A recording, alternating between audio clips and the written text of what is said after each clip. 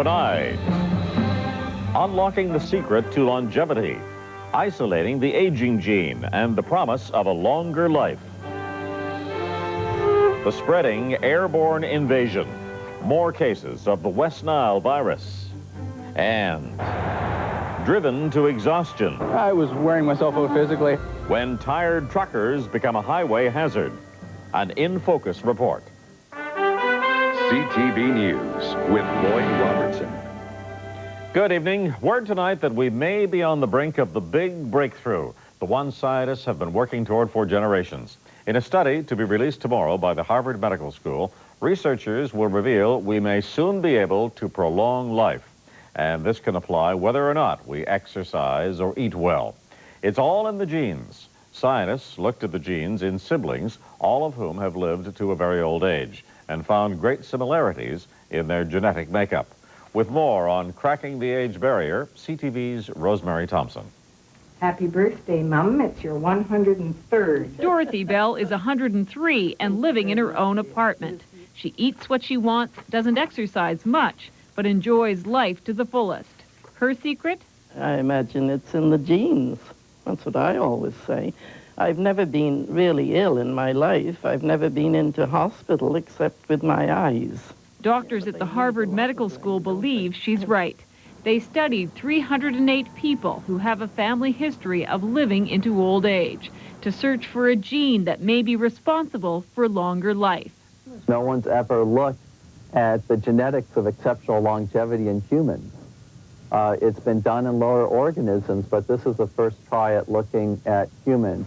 Helen Rikers is nearly 100 and smokes half a pack of cigarettes a day. She volunteered for the study. So did her 98-year-old sister and 91-year-old brother. Researchers analyzed their genetic makeup, or DNA, and found they have one cluster in common on chromosome 4. Within this region, which is still quite large, there may be anywhere between 100 and 500 genes. And one or two of those is probably playing an important role in the ability of these individuals to get to extreme old age and good health. The next step is to pinpoint the one or two genes that might extend life and figure out what chemicals they produce. Then they could develop something like a long life pill. I don't think anybody who lives to be 100 sat down and wrote out a plan. I'll be a good girl, I'll take a lot of exercise, I'll eat a lot of vegetables, I'll go to bed regularly. Nothing like that.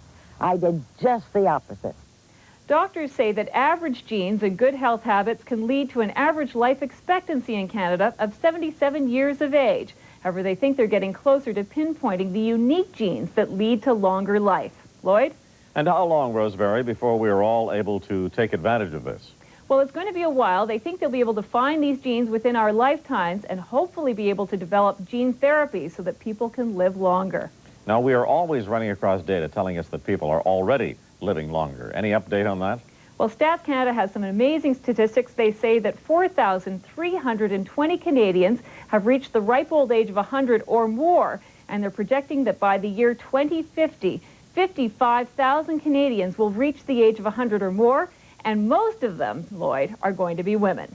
Right, we know that. And finally, this is not about the fountain of youth discovery, is it? It's about living longer, but living well. That's right. They're calling it the fountain of aging. It's about extending life and making life healthier. Thanks, Rosemary. Good night, Lloyd. Sometimes there can be economic consequences for an aging population. Older people work less, buy less, and use more of the country's healthcare resources. Today, researchers told an international conference in Japan that this combination could one day drag much of the industrialized world into a permanent recession. Cooler weather and a winding down of the mosquito season cannot come too soon in Ontario, where scientists have uncovered more cases of the deadly West Nile virus. 10 dead birds are now confirmed to have been infected with the mosquito-borne disease. With more, CTV's Laurie Few. The West Nile virus appears to be spreading in Canada, but Ontario's chief medical officer says there is little risk to humans. At this point, the risk appears to be low. 10 people have died in the U.S. since the West Nile virus was first detected in North America in 1999. Canada hasn't had any human cases. Still, Dacuna urges residents to take precautions. The single most important measure is personal protective measures to avoid being bitten by mosquitoes. 7 of the 10 birds confirmed carrying the virus were discovered in Windsor, Ontario, 3 in the Ontario region of Halton. 5 more birds are presumed positive, 3 in the region of Peel and 2 in Toronto. Officials are easing public concerns, pointing out that at least 1,000 birds have tested positive in the United States, compared to the small number in Canada. Still, mosquitoes are being trapped by a team of field scientists in an effort to monitor the spread of the disease. So this is going to tell us how many Culex females are out there still looking to breed. The mosquitoes will be tested at this Health Canada lab in Winnipeg. Following the results, health officials will determine what actions to take. Spraying pesticides to eliminate mosquitoes is a possibility. Canada's mosquito season is almost over, so officials say widespread outbreak of the disease is unlikely. But officials do say the West Nile virus will be back next year. Lori Few, CTV News, Toronto. Environmental history has been made tonight by Canada's Eastern Premiers and New England governors. They signed the first continental cross-border deal of its kind to curb air pollution. Meeting in Connecticut, the premiers of Quebec and Atlantic provinces agreed with their U.S. counterparts to cut greenhouse gas emissions by at least 10%. The premiers said they hope the deal will encourage the U.S. to buy more Canadian natural gas and hydroelectric power. The Walkerton, Ontario water scandal is tonight prompting demands for tighter scrutiny of all municipal waterworks. 7 people died last year from drinking tap water tainted with E. coli bacteria. Now, Ontario's chief coroner recommends reforms of the system. Among the recommendations, yearly inspections of local water plants, legislated standards for reporting unsafe water, and mandatory safety instruction for mayors and councillors who oversee water plants. A final report into the Walkerton scandal is due by year's end. An environmental group claims nuclear waste dating from the Cold War is now seeping into the Great Lakes. Critics point to testing of water samples in Lake Ontario that contain high levels of arsenic and other wastes. These tests were conducted near an old dumping ground in Port Granby, Ontario, 90 kilometers northeast of Toronto. CTV's Scott Laurie has more. Faye Moore doesn't make a habit of taking a walk on this beach. People living close by suspect the water is hazardous, contaminated with nuclear toxins. I feel safe walking on the beach, but it's not an area that I would bring my child to swim in, and it's not a place that I would come to on a regular basis. The runoff is from a 46-year-old nuclear waste facility. Some of the first loads came from the Manhattan Project that developed atomic bombs. After years of operation, Port Granby stopped accepting waste in 1988. But rains still fall, erosion eats the bluffs holding in the waste, and runoff seeps into Lake Ontario. We tested this for toxicity and found it to be toxic to water fleas, and it contained materials that were above the Ontario water quality guidelines. Environmentalists say uranium levels in some of the treated runoff is at least twice Canadian water quality guidelines. Arsenic, at least 220 times those limits. The Lake Ontario Keepers Environmental Group says what Cameco is managing on the shores of Lake Ontario is a nuclear open sore, seeping toxins into a source of drinking water. But Cameco rejects the group's findings. The company did its last water test in 1999 and says it was within limits. We endeavor to intercept as much of the seepage that's coming through the bluff as we can. We take that and treat that material, but inevitably there is some material that goes past. The company also says it has plans to build, but is years away from installing an improved seal around the waste. Until the new seal is built, concern about water quality in this part of Ontario will likely continue. Scott Laurie, CTV News, Port Granby, Ontario. The mining giant Cameco tonight admits it failed to warn its workers that they faced exposure to a toxic chemical, thallium, at its main smelter in British Columbia. BC regulations required that Cameco disclose its use of dangerous chemicals. Dozens of workers have become sick at Cameco's smelter in Trail, BC, 400 kilometers east of Vancouver. With more on the health scare, Mike Killeen. Scott Main has worked at the CKCO smelter for 23 years. Frequent blood and urine testing for lead and other metals is all part of the job.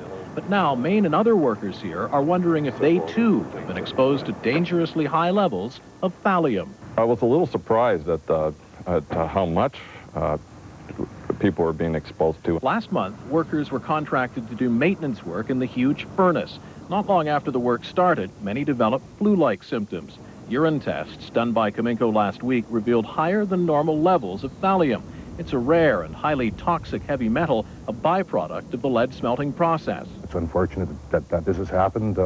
Let's hope that we can identify the causes and why this has happened and do everything we can to make sure it doesn't happen again. As for the company, a spokesman admits it may have made a mistake by not reporting the presence of thallium, even though it's required by the Workers' Compensation Board. The fact that this has occurred has upset us and our people tremendously, and we're going to find out why, because we certainly believed that we had fully protected people. The company claims the thallium levels were so low, it believes it wasn't required to report it. No problems were reported after similar maintenance work in the past. The WCB is now investigating whether the company willfully withheld information. We're very serious about it. We have the company's attention. There is a closure order or a stop work order on it until such time as the workers' concerns have been addressed. CKCO officials are now saying preliminary results from the medical testing seem to indicate some workers will not suffer any long-term side effects. Even so, those workers want to wait till the complete results are available before they stop worrying. Mike Killeen, CTV News, Trail, British Columbia. And next to the news, disarming the rebels. NATO's critical mission in Macedonia. And later, 18-hour days in an 18-wheeler. Tired truckers fighting fatigue. Should they be on the road? An In Focus report still to come on CTV News. In overseas news tonight, tensions are rising in the Middle East after an escalation in the fighting. Late this evening, gunfire lit up the night sky as Israeli tanks rolled into a Palestinian-controlled village in the West Bank. Israeli forces also entered parts of Gaza. Earlier, a senior Palestinian leader was assassinated by Israeli forces. Missiles were fired at the office of Abu Ali Mustafa, a founder of the PLO. Israel had accused him of masterminding a wave of deadly suicide bombings. NATO began its mission in Macedonia today to collect weapons from the Albanian rebels. The peacekeeping force, of which Canada is contributing a small contingent, netted 400 weapons. But the collection came at a cost, the death of a NATO soldier. CTV's Tom Kennedy has the latest from London. At first glance, it looks so encouraging. Ethnic Albanian rebels chatting with British soldiers and showing enough trust in NATO to hand in their weapons. We've got light mortars, we've got some heavy machine guns, we've also got some mortars themselves. So all in all, yes, we think this is a very successful operation. But it is also an operation that has its first NATO victim, a 22-year-old British soldier. NATO believes a group of youths began throwing stones at the soldier's vehicle as it moved along this road near the capital. He was struck in the head and died later in this hospital. Sapper Collins came to this country as part of a NATO force to help in a mission of peace, and such appalling incidents are simply unacceptable. NATO has called the death an isolated incident, and there is no sense that NATO soldiers are being systematically targeted, no sense the mission is in any immediate danger, and troops continue to arrive, including 200 from Canada. But there is still much concern. Just hours before the weapons collection began, ethnic Albanian rebels and the Macedonian military were shooting at one another. And there is also the great unknown. Will the Albanian rebels hand in all their weapons? Some Macedonian leaders say no, the rebels are hiding thousands of weapons. But here in London and at NATO headquarters, the word is the rebels are disarming. They will settle their grievances with Macedonia peacefully. We should get a clearer idea in just under 30 days. That's when the NATO mission is due to end. Tom Kennedy, CTV News, London. And in other news tonight, Iraq has shot down a U.S. Air Force plane. Wreckage of the unmanned plane was aired on Iraqi television. The U.S. says the surveillance aircraft went missing as it patrolled the no-fly zone over southern Iraq. The native lobster dispute is heating up again in Burnt Church, New Brunswick. Natives rejected Ottawa's latest offer for a limited lobster fishery. A temporary license that was to expire at midnight has now been extended into October. And another day of strike action by federal public service workers all across Canada. In Montreal, riot police were called in after protesters entered a federal building. Members of PSAC are seeking a 5% pay rise. Still ahead tonight, dead tired, but still behind that wheel. Rolling down the highway, trying to fight off fatigue. When do tired truckers become a road risk? In Focus, coming up on CTV News. This is National Trucking Week, designed to promote goodwill between truckers and other drivers.